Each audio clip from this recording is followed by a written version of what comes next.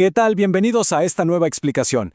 Hoy vamos a meternos de lleno con una herramienta estadística súper potente, el ANOVA de una vía. Si alguna vez se han topado con el problema de querer saber si tres o más opciones son realmente diferentes entre sí, bueno, pues esta es la clave. Así que, ¡arranquemos! Para que esto quede súper claro, vamos a imaginar un escenario. Piensen que un grupo de investigadores desarrolla 3 nuevos medicamentos para bajar la presión arterial. La pregunta del millón es, ¿de verdad hay alguna diferencia en qué tan buenos son? ¿O al final del día, dan más o menos lo mismo? Bueno, entonces, ¿cómo le hacemos para resolver este dilema de comparar más de dos grupos al mismo tiempo?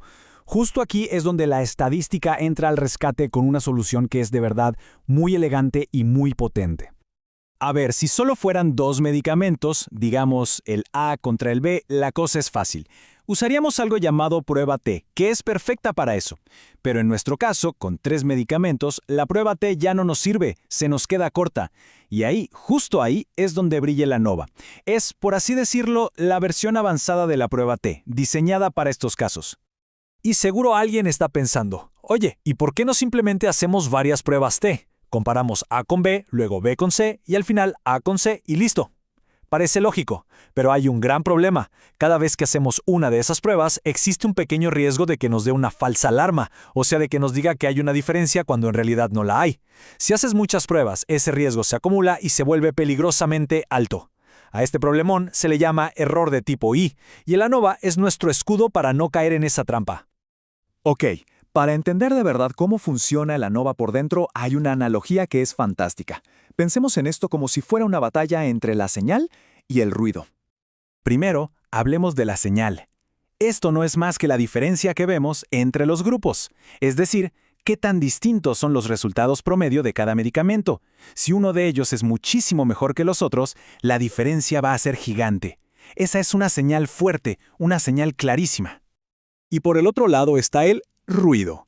Esto es la variación que ocurre de forma natural dentro de cada grupo. Piénsenlo, no todas las personas que toman el medicamento A van a reaccionar exactamente igual, ¿cierto? Siempre hay pequeñas diferencias.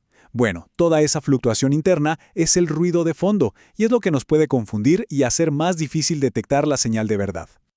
Y aquí viene la magia de la ANOVA. Su cálculo principal, que se llama el estadístico F, es algo tan simple como una división, la señal entre el ruido. La lógica es muy directa. Si la señal es mucho más fuerte que el ruido, o sea, si las diferencias entre los grupos son mucho más grandes que las variaciones dentro de ellos, el resultado de esa división va a ser un número grande. Y un número F grande nos está gritando, ¡ojo, aquí hay algo real! Muy bien, pero como en todo, para que el juego sea justo y los resultados sean confiables, hay que seguir unas cuantas reglas. Vamos a pensar en ellas como las reglas del juego de la ANOVA.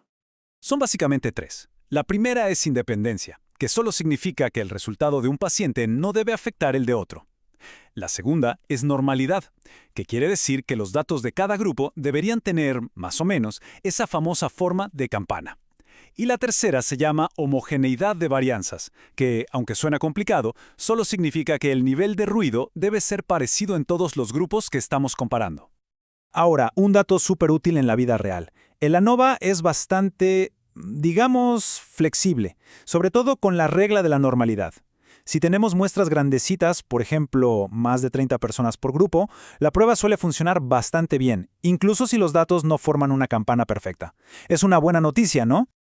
Perfecto. Ya entendimos la lógica, la señal, el ruido, las reglas. Ahora vamos a lo que todos esperamos. ¿Cómo interpretamos los resultados que nos arroja el análisis? Miren, toda prueba de ANOVA es como una batalla entre dos ideas. Por un lado, tenemos la hipótesis nula, que es la escéptica. Dice, aquí no pasa nada, todos los medicamentos son iguales, las diferencias que vemos son pura casualidad. Y por otro lado está la hipótesis alternativa, que es la que sospechamos que es cierta. Dice, un momento, al menos uno de estos medicamentos es diferente de los demás. Cuando hacemos el análisis, nos aparece una tabla como esta. No hay que asustarse. Solo tenemos que fijarnos en dos cosas. El valor F, que ya vimos que es nuestra relación señal-ruido, y el más importante de todos, el famoso valor P. Este numerito es el que nos va a dar el veredicto final. Y vean esto, un valor P menor a 0.001. ¿Qué significa? Pues nos dice que la probabilidad de haber obtenido estos resultados por pura casualidad, si los medicamentos en realidad fueran iguales, es increíblemente baja, menos de 1 en 1000. Esa es una evidencia muy fuerte de que lo que estamos viendo no es un accidente. Entonces, la conclusión es simple. En estadística, la regla general es que si el valor P es menor a nuestro umbral, que usualmente es 0.05, le decimos adiós a la hipótesis nula. La rechazamos. Y eso significa que lo logramos. Podemos concluir con confianza que sí existe una diferencia estadísticamente significativa entre los medicamentos. No todos son iguales. Genial, ya sabemos que hay diferencias. Pero, un momento. Aquí no termina la historia. De hecho, esto es solo el comienzo de la investigación. El resultado es significativo. Perfecto. Pero ahora, ¿qué sigue? Sabemos que algo es diferente, pero no sabemos exactamente qué. Es como si el ANOVA nos dijera, ojo, en esta carrera de 3 autos, uno no es como los otros, pero no nos dice cuál es el más rápido o cuál es el más lento. Hay una frase que resume esto a la perfección.